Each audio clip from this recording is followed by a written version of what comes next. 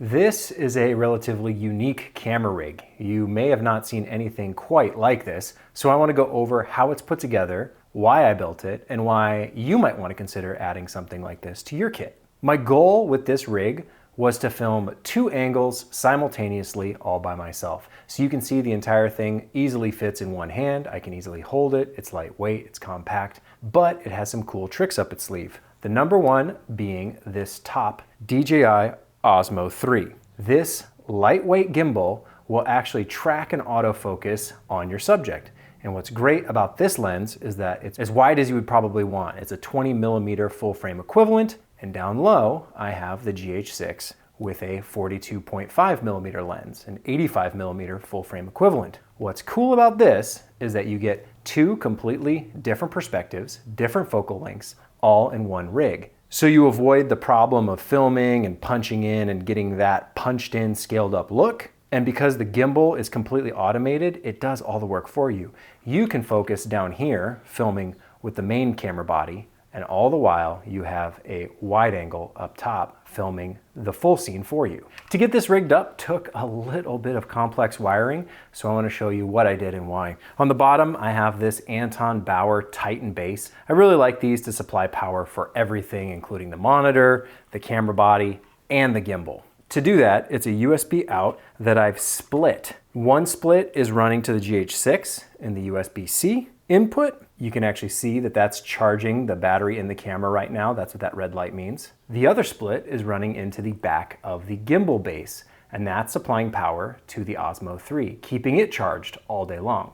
But it's not quite as simple as that. There's actually a split coming into the Osmo, and I'll explain why. On the back of my monitor, I have a Tentacle Sync timecode generator, Velcroed here, sending timecode over the 3.5mm jack. That gets split in 2. One split is a 3.5mm to USB-C that goes into the split going to the gimbal, if that makes sense. The other split is 3.5mm running to the GH6 flash sync port for timecode in. What that does, it allows me to run timecode from one Tentacle Sync to 2 different cameras at the same time. My biggest trouble with any kind of 2-camera setup is just keeping things in sync. I don't want to have to run a lot of post-processing after the fact, so this accomplishes everything I need. Now, one tricky thing is that the timecode on the Osmo 3 isn't quite processed the exact same way as it is on these Lumix cameras. So once they're synced up in post, you do have to slip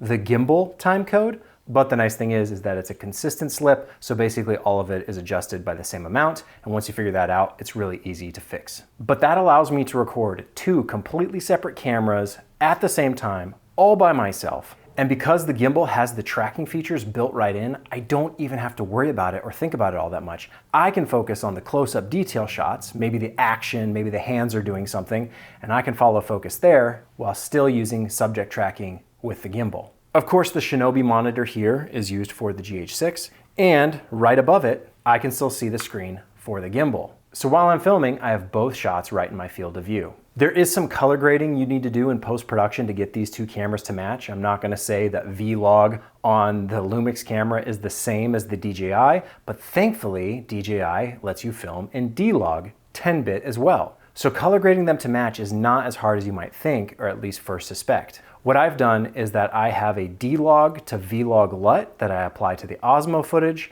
and then from there I can use the same color grade for both cameras, because if I convert D-Log to V-Log and I'm shooting V-Log on the G6, I can get those colors pretty close to matching, at least for most purposes. Would I recommend something like this for commercial or filmmaking production? No, probably not. But for content creation, it is incredible the amount that you're able to capture just all by yourself. You run a wireless mic to the GH6, there's your audio.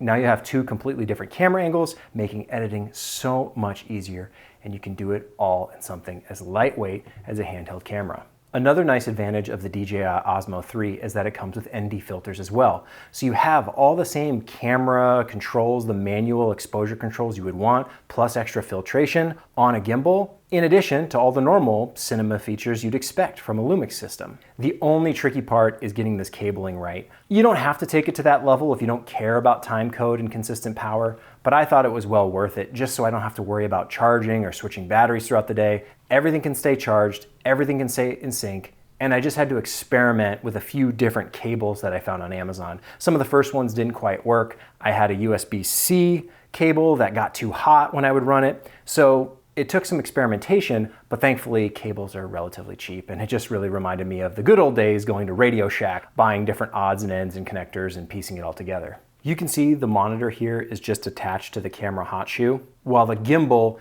is mounted to the cage using a standard camera mounting bracket. Overall, it works remarkably well, better than you might expect, and it certainly makes it easier to film YouTube videos, social media videos, whatever it might be, and have those two shots all in one. I have a different rig that I use when I want two cameras that match, like a GH6 and a GH6, or even just two different Lumix cameras that I'll show in another video. But this is kind of a run and gun, all-in-one, tracking, automated, extra camera operator right in the palm of your own hand. If you have any questions, please leave a comment, let me know. Happy to answer them there.